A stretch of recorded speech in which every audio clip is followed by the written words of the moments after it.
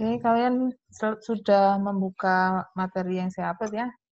Jadi di situ saya mulai masuk ke sifat stasionaritas ya, dan bagaimana memeriksa sifat-sifat itu, konsekuensinya apa nanti kalau sampai ada masalah dengan stasionaritas ya.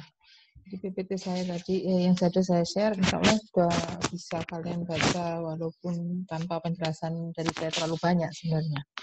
Paling enggak saya mau sedikit mengulas yang ada di sana. Sebentar. Oke, jadi kalian sudah dapat file ini. Kemudian ya, lanjutan dari yang minggu lalu ya. Dari minggu lalu kalian saya minta mencoba memodelkan model yang ada unsur tren mungkin, tapi tren di sana itu tren yang sifatnya deterministik.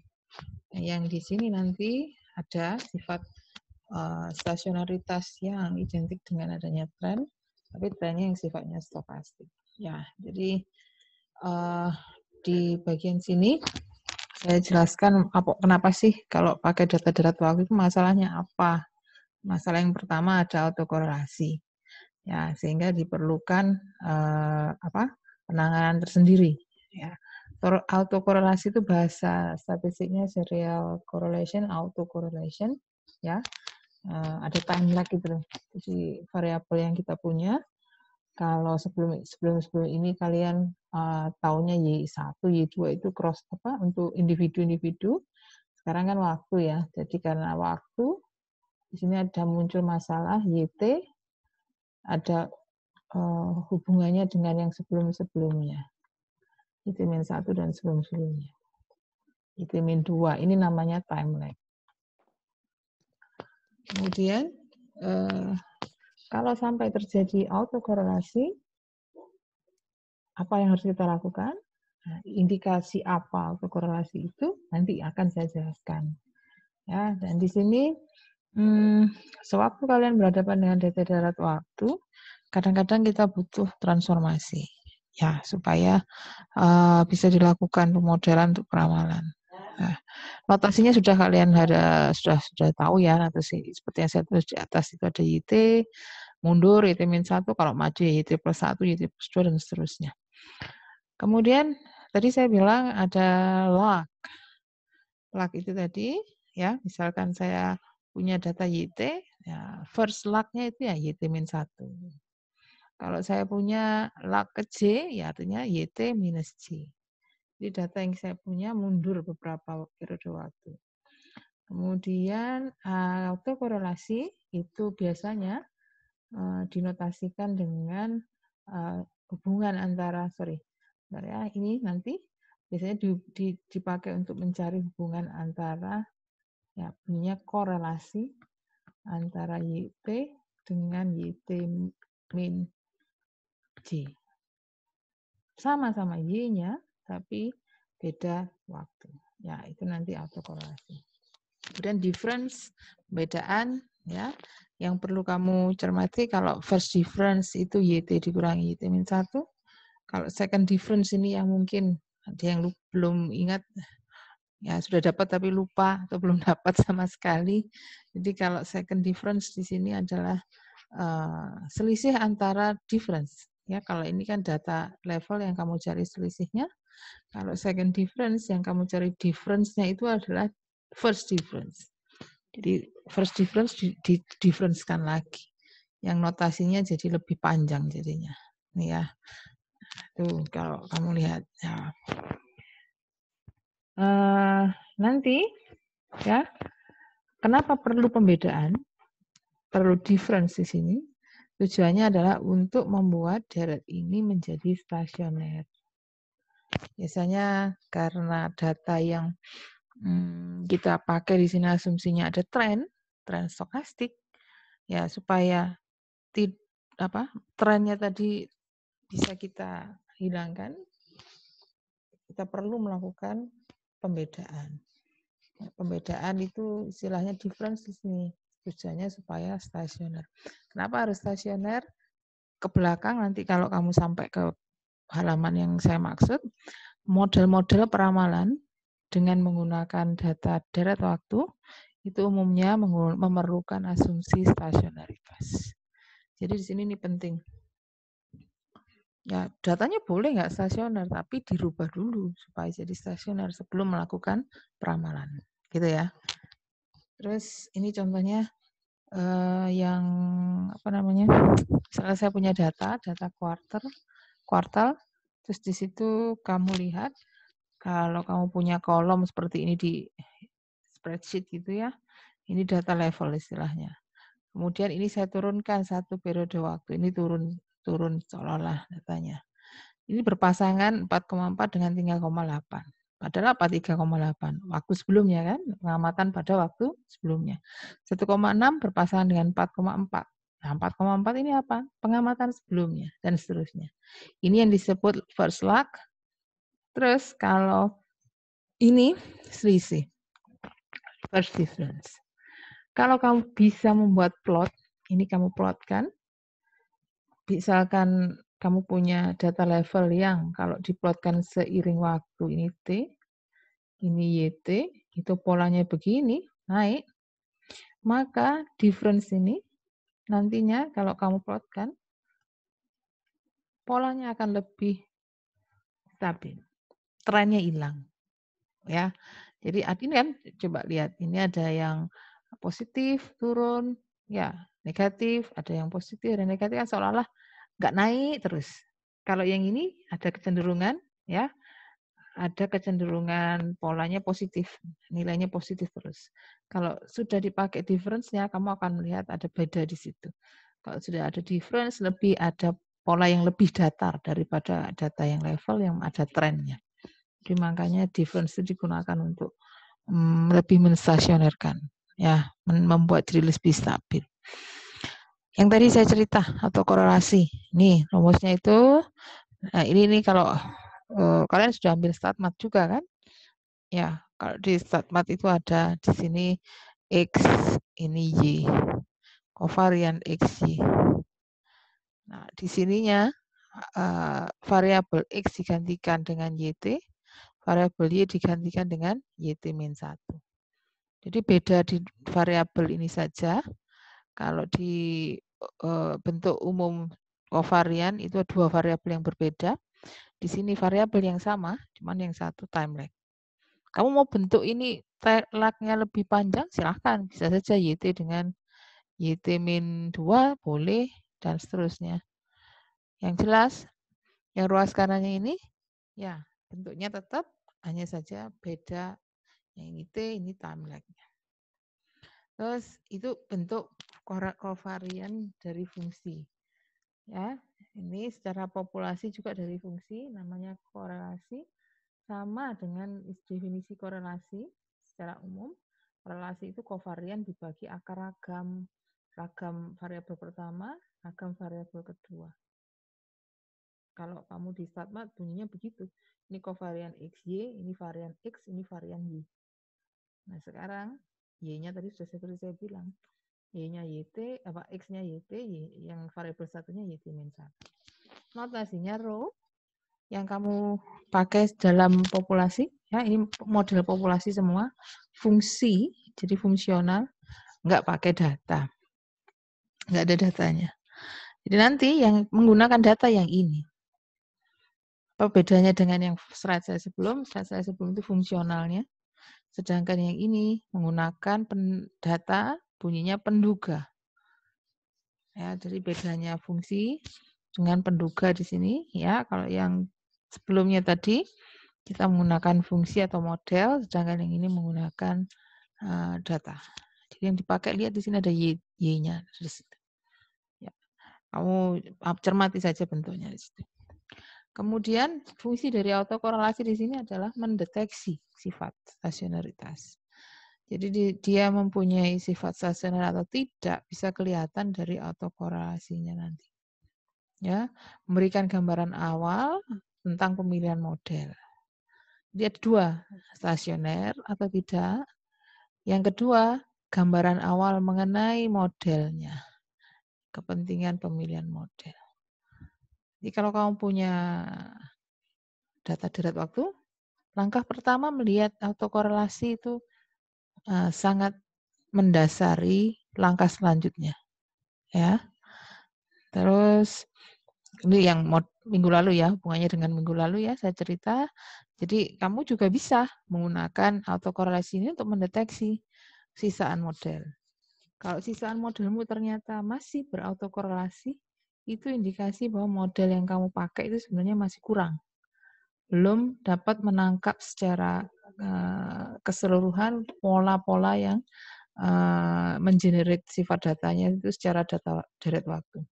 Jadi kalau masih ada pola autokorelasi pada sisaan, ya ada masalah berarti, belum benar modelnya.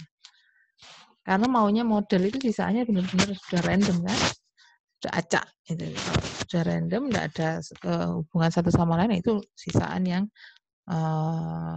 istilah kalian mungkin yang pernah dengar istilah white noise. Ya, istilah itu. Nah, sekarang kenapa stasionaritas itu ini Y-nya turun, ini harusnya indeks ke bawah. Kenapa stasionaritas itu menjadi kunci ya? Mungkin minggu lalu sudah sempat saya bahas bahwa bahasa matematisnya stasioner itu ini sebenarnya yang bawah ini. Jadi deret itu ya rata-rata sekarang YT, T itu sekarang sama rata-rata beberapa periode ke depan, T plus S, katakan, itu sama-sama mu, nggak ada perubahan. Makanya kalau dibuat deretnya itu, tadi misalkan saya suruh plotnya itu yang begini nih. Nah, di situ kan menunjukkan bahwa secara terus-menerus dia posisinya secara umum ada di tengah sini, nggak berubah. Tapi kalau kamu punya deret yang sifatnya punya tren atau tidak stasioner, maka bisa jadi ini ada unsur T-nya di sini. Tergantung dari T. Yang kalau kamu gambarkan ya akhirnya bentuknya seperti tadi itu kira-kira. Sekarang berapa, besok beda lagi, naik gitu. Atau yang gini turun juga boleh toh. Sekarang berapa, besoknya turun gitu. Itu namanya stasioner terhadap rata-rata. Sedangkan yang ini stasioner terhadap ragam.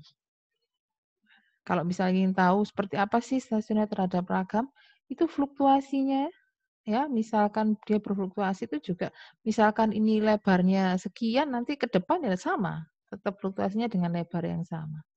Beda lagi, misalkan saya punya deret waktu yang, misalkan coba saya plotkan bentuknya seperti ini, ya, ini sekarang fluktuasinya kecil, tapi nanti, nah, seperti ini. Nah, di situ ada indikasi bahwa ragamnya tidak sama. Yang sini ragamnya kecil, yang sini ragamnya membesar. Nah, itu sifat tidak stasioner terhadap ragam. Kelihatannya kalau dari fungsi ini nggak ada T-nya, itu berarti ragam konstan, nilai tengah konstan. Tapi kalau di sini ada unsur T, masuk kategori yang tidak stasioner. Ya, itu. Kenapa harus begitu? Nah, kita tadi tujuan untuk data deret waktu kan tujuannya untuk meramal. Ya, kalau yang kamu meramalkan membentuk model untuk peramalan kan pakai data yang ini misalkan. Data yang sekarang ini kamu pakai untuk memodelkan. Terus angkanya, modelnya kamu pakai untuk meramalkan yang terjadi di sini. Padahal yang terjadi di sini sudah beda cerita kalau tidak stasioner. Ceritanya udah lain. Dalam artian apa? Kalau nggak stasioner ya nggak relevan toh. Ya, yang kamu pakai sekarang, situasi masa kini ini, kamu pakai untuk memodelkan masa depan yang ceritanya beda sudah. Kalau tidak stasioner ya berarti nggak pas kan, ya nggak tepat kita pakai data sekarang untuk meramalkan di masa depan yang sudah tidak relevan lagi. Kalau stasioner masih berlaku itu. Jadi tujuannya itu. Oke.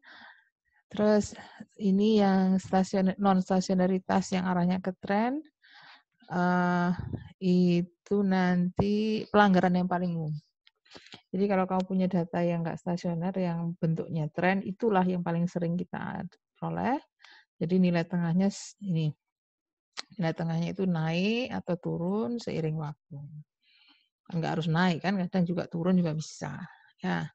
Terus nantinya kalau kamu mau meramal, nanti mungkin kamu pernah dengar model-model yang modelnya Box Jenkins itu ARMA atau ARIMA atau ARMA ya. Itu semua punya asumsi stasioner. Jadi kalau kamu masih punya yang belum stasioner, mau masuk ke sini masih belum bisa. Harus distasionerkan dulu. Kemudian tren. Tren ini tadi ada dua kan, yang deterministik sudah saya jelaskan minggu lalu. Sekarang saya ingin tunjukkan yang stokastik. Ini yang kemarin kalian coba kerjakan, ada yang mencoba mengerjakan tren linier, ada yang mencoba memfitkan tren kuadratik ya. Itu tren deterministik karena benar-benar Y itu dipengaruhi oleh T secara pasti di sini, enggak ada unsur kalau T-nya apa namanya sudah tahu ya Y-nya bisa kita prediksi gitu ya. Tapi kalau tren stokastik enggak eksplisit. Ya, T-nya itu enggak eksplisit. Ini salah satu contohnya nanti adalah proses random walk. Nanti saya contohkan bunyinya seperti apa. Ya, jadi enggak eksplisit T-nya kelihatan T pangkat 1, kelihatan T pangkat 2 itu enggak kelihatan kalau di random walk. Tapi naik terus nanti polanya. Contohnya ini ya, dari gambar bisa kamu lihat. Nih, yang ini adalah model-model tren yang menggunakan unsur T pangkat 1 tadi. Misalkan ada bunyinya A plus BT gitu. Nah, hasilnya bisa seperti ini. Kenapa ada naik turun ya? Kan ada unsur galat ya. Pasti ada unsur galat. Nah, sedangkan yang ini, yang pola naik turun yang lebih heboh ya daripada yang deterministik, ini adalah indikasi bahwa modelmu kalau mau kita compare ya, itu modelnya model tren stokastik. Karena dia nggak kelihatan ini polanya.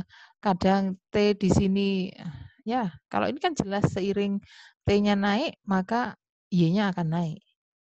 Kalau ini kadang naik turun, tapi secara global naik.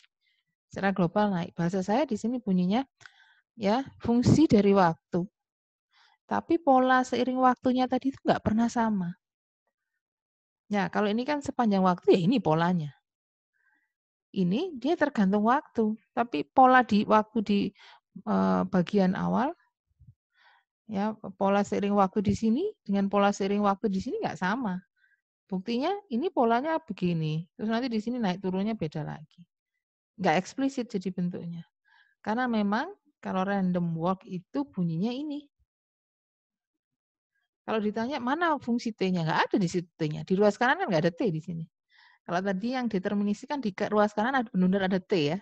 Ada T pangkat 1, ada T pangkat 2 misalkan, atau eksponensial yang kamu buat transformasi bentuk eksponensial ya di situ. Ini nggak ada. Ini random walk namanya. Random walk ini bunyinya pengamatan yang sekarang dipengaruhi oleh pengamatan satu periode sebelumnya plus unsur galat. Tuh. Kemudian saya bisa tunjukkan secara rekursif, kamu mungkin bisa baca. Rekursif itu maksudnya mundur-mundur terus ya. YT-1-nya diganti YT-2 plus YT-1. Dan seterusnya, bahwa YT ini sebenarnya terdiri dari Y0 plus jumlah dari galat-galatnya. Ini galatnya mundur terus. Ya, kamu uraikan itu terus. Otomatis kalau mau dipakai untuk peramalan, saya bisa merubah, kalau ini tadi T jadinya ini YT ya. Ini Y0. Kalau saya tambah plus H, ininya YT, mundur ya. Ini 0, ini jadi T, ini T, di sini jadi T plus H. Jadi seolah-olah tambahannya itu H periode. Yang menyebabkan jumlah di kanannya ini juga nambah. Startnya dari T, berhentinya di T plus H. Kalau ini startnya dari 0, berhentinya di T. Gitu. Ya. Nah, di sini kelihatan kalau random walk ini nggak stasioner karena kalau nilai harapannya sih masih bisa, ya masih ditunjukkan di sini nggak ada unsur T-nya di sini. Tapi secara var, dalam varian, kalau ini saya jabarkan, nih kamu pelajari StatMat ya. Di StatMat ada teorinya, jadi di sini ada konstanta, ini random. Konstanta itu ragamnya 0. Kemudian di sini varian dari jumlah, itu jumlah dari varian. Jadi saya masih menggunakan asumsi UT saling bebas nih. sudah menggunakan asumsi bahwa sudah tidak ada korelasi antara UT dan UT min S. Anggapan saya sudah nggak ada. Sehingga bentuknya begini. Ya, ini jumlah dari varian, masing-masing variannya sigma kuadrat. Padahal ini ada T suku. Jadinya T sigma kuadrat. Ini berarti apa? Kalau T-nya 2 sigma kuadrat. T-nya 10 jadi 10 sigma kuadrat. Tambah lama, tambah besar. Ragamnya semakin lama semakin besar, berarti di sini tidak stasioner terhadap ragam. Ya.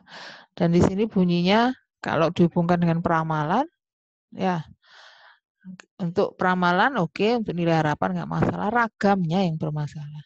Jadi ragamnya tadi sesuai bentuk yang tadi ini saya ganti H. Ya. Jadi semakin kamu meramalkan semakin jauh, semakin besar ragamnya. Kalau kamu meramalkan cuma 1 periode, ya ragamnya sigma kuadrat. Kamu meramalkan 10 periode, ragamnya jadi 10 sigma kuadrat gitu. Yang menyebabkan semakin ke depan ramalannya semakin nggak pasti. Kan nilainya jadi nggak pasti. Itu random walk ya. Ini kalau digambarkan random walk pakai data bangkitan itu bentuknya begini. Jadi ini bukan data real ya. Ini data yang bisa dibangkitkan mengikuti proses. Random walk. Nah, sekarang saya tunjukkan. Random walk tadi nggak stasioner. Kita sepakat ya. Tidak stasioner. Dia punya stochastic trend. Trend stokastik. Terus tadi saya di awal bilang, kalau stasionaritas itu bisa dicapai dengan difference. Jadi kalau kamu punya data yang nggak stasioner, bisa kamu lakukan sesuatu supaya kamu mendapatkan data stasioner. Karena stasioner tadi kuncinya untuk pemodelan. Nah, kalau saya punya model random walk, saya lakukan difference. Difference di sini adalah mengurangi YT dengan YT-1. Ini seolah-olah saya bawa ke kiri. Ya, berarti sisanya di kanan kan UT. Padahal UT tadi ceritanya galat ya, galat yang sudah, walaupun belum saya tulis di sini, sebenarnya ada asumsi tersendiri. Galatnya di sini adalah normal dengan nilai tengah 0, ragam sigma kuadrat misalkan. Kalau yang ini, kamu cari nilai harapan, kan pasti nilai harapannya cuma 1, 0, EUT, 0, var konstan, ya var-nya konstan. Nah, apa tadi UT di kasus kita? Hasil difference. Jadi hasil difference pun nanti UT. UT mempunyai nilai tengah konstan, ragam juga konstan. Maka dia stasioner. Ya. Ini saya suruh buktikan. Tapi saya bantu sudah di sini membuktikannya. Ya. Ya. Udah? Ada pertanyaan sampai sini? Enggak? Kemudian, ya, ini saya tuliskan di situ. Analisis selanjutnya, kalau misalkan kamu mau meramalkan, yang kamu pakai adalah sisaannya, atau difference-nya. Jika kamu mau melakukan peramalan, kalau difference-nya sudah stasioner, maka yang dipakai untuk meramalkan itu difference-nya. Oke, sekarang hubungan. Ini nanti untuk uji. Jadi kalau kamu punya data deret waktu yang dianggap tidak stasioner, ada cara untuk menguji. Ya, pengujiannya nanti berbasis pada hubungan antara random walk dengan R1. Ini contoh saya. R1 yang model 2, kalau random walk yang model 1. Kamu lihat di situ bedanya apa? Ini saya tambah B0 untuk intercept, biasa aja. Nggak masalah. Ini ya, di sini nilainya 1, di sini nilainya beta 1. Berarti kalau saya punya beta 1 sama dengan 1, maka R itu random walk. Gitu ya? Tapi di dalam R sendiri biasanya beta 1 itu ada asumsi tersendiri. Nilainya harus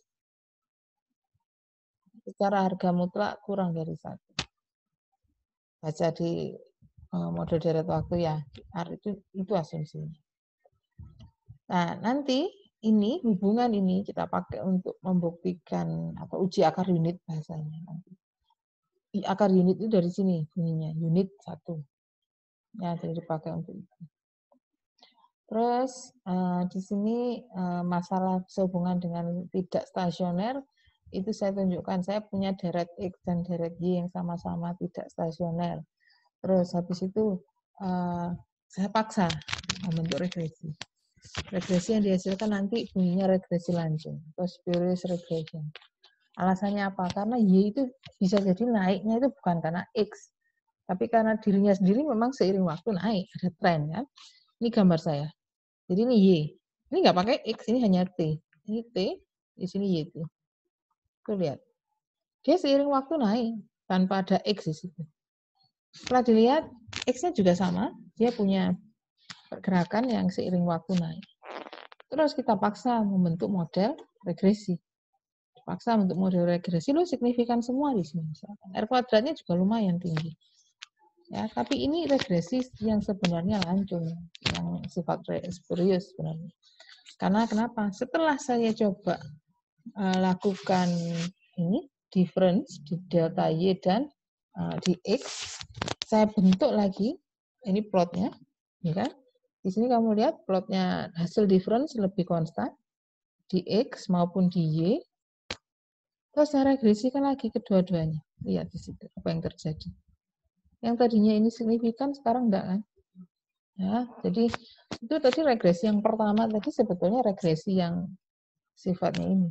Ya, dia nggak masuk akal. Karena Y itu naik secara alami, bukan karena X. Buktinya ini. Setelah saya pakai deret yang sama-sama stasioner, ternyata nggak ada hubungannya tuh antara delta X dan delta Y. Ya, jadi masalah kan kalau kamu punya deret yang tidak stasioner, nggak kamu apa-apakan, langsung kamu analisis.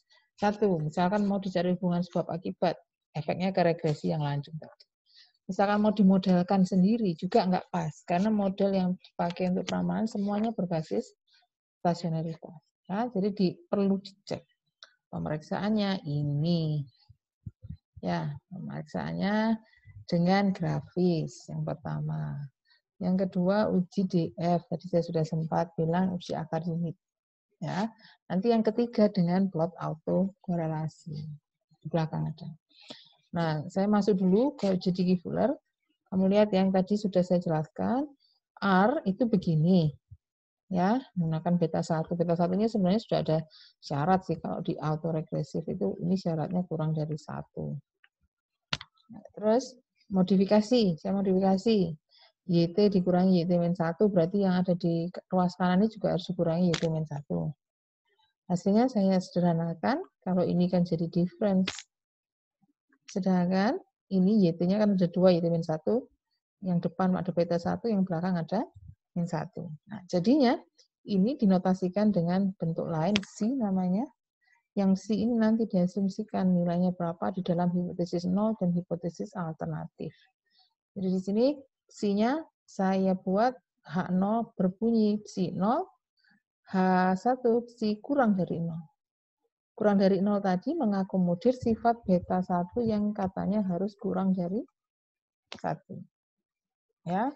Terus seperti biasa kamu melakukan pengujian seperti uji parsial di regresi. Kalau ternyata terima H0 berarti kan kasusnya yang ini. Nah, kasusnya yang pertama, kalau yang pertama ini artinya apa? Beta 1 sama dengan 1. Kan tadi psi sama dengan ini. Ya. Kasus yang kedua, ada H1 yang ini. Nah, yang mana yang stasioner? Yang kurang dari 1 ya. Yang kurang dari 1 itu R1. Ini R1.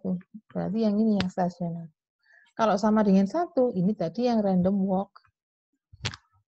Random walk tidak stasioner. Jadi kalau kamu punya kasus yang terima H0, maka terbukti tidak stasioner.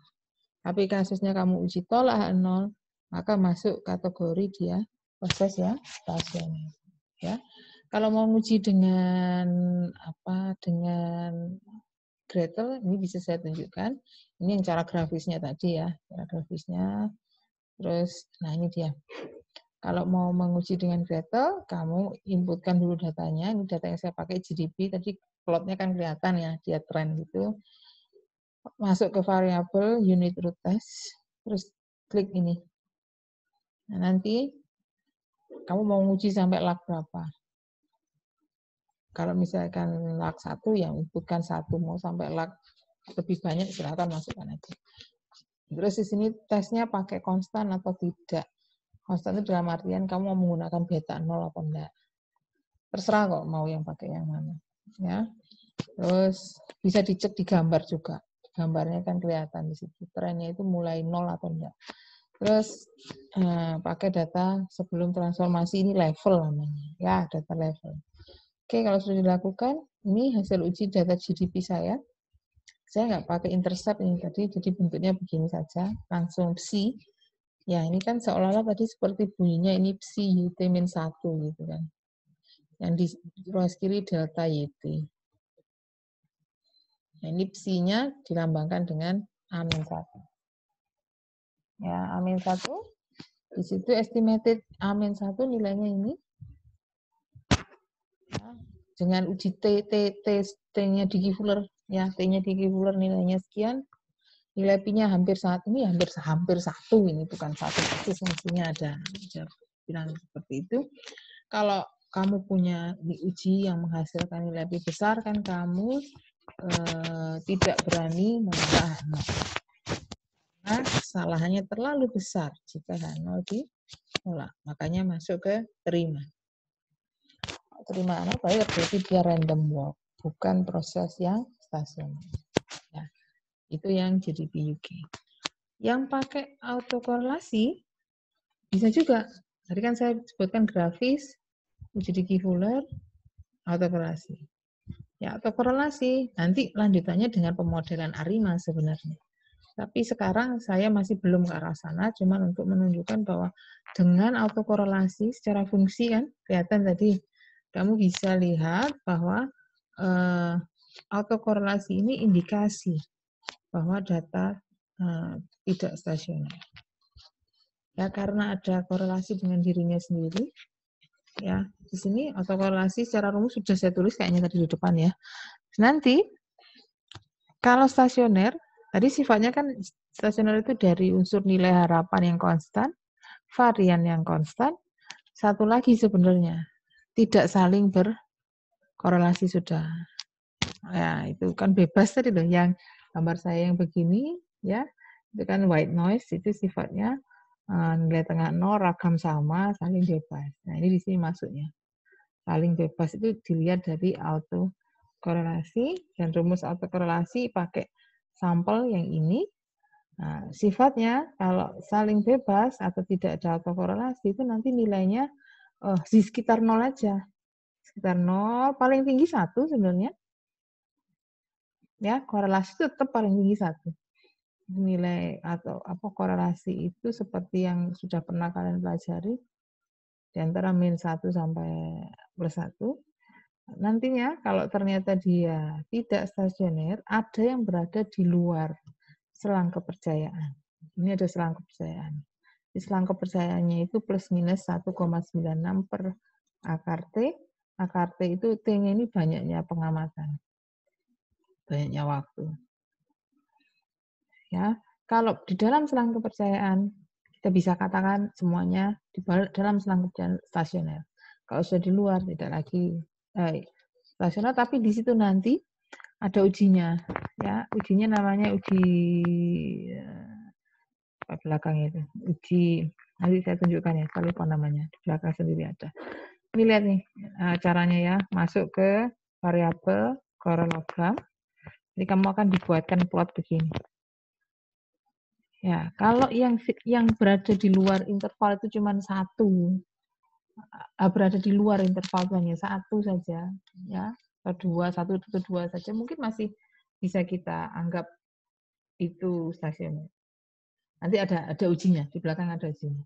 Ini secara selang kepercayaan saja, ini di dalam semua, di seluruh time lag, ini di time lag 1, korelasi di time lag 2, korelasi di time lag 3, dan seterusnya sampai korelasi di time lag atau yang berapa, 20 sekian, itu masih tinggi. Di luar selang kepercayaan. Selang kepercayaan ini ya, biru ini loh. Ini selang kepercayaannya biru ini. Di luar selang kepercayaan semua. Artinya apa? Sampai waktu ke belakang 20 periode pun dia masih berkorelasi. Di sini artinya YT dengan YT-20 itu katakan masih punya korelasi, tidak sama dengan 0. Masih punya hubungan. Padahal maunya kalau stasioner ya sudah, bebas kan, paling bebas. Nah, ini PACF saya skip dulu, nggak saya jelaskan sekarang. Yang mau saya jelaskan, ini ujinya namanya uji Leung Box. Di uji Leung Box ini, yang tadi hanya selang kepercayaan, belum bisa memastikan ya, kalau cuma satu yang di luar selang kepercayaan gimana? Atau hanya dua yang di luar selang kepercayaan gimana? Kalau ini jelas semua, ini jelas ya, semuanya di luar selang kepercayaan. Kalau ada satu atau dua, kamu bisa lanjut ke uji ini. Ujinya di sini uji seperti uji serempak pada regresi. Jadi semua row itu dianggap sama dengan 0, atau salah satu ada yang tidak sama dengan 0. Terus statistik ujinya di sini menghitung secara akumulasi. Kalau kamu tadi pakai 22 row, ya di sini ada 1 sampai 22. Semua dipakai, semua dihitung sini.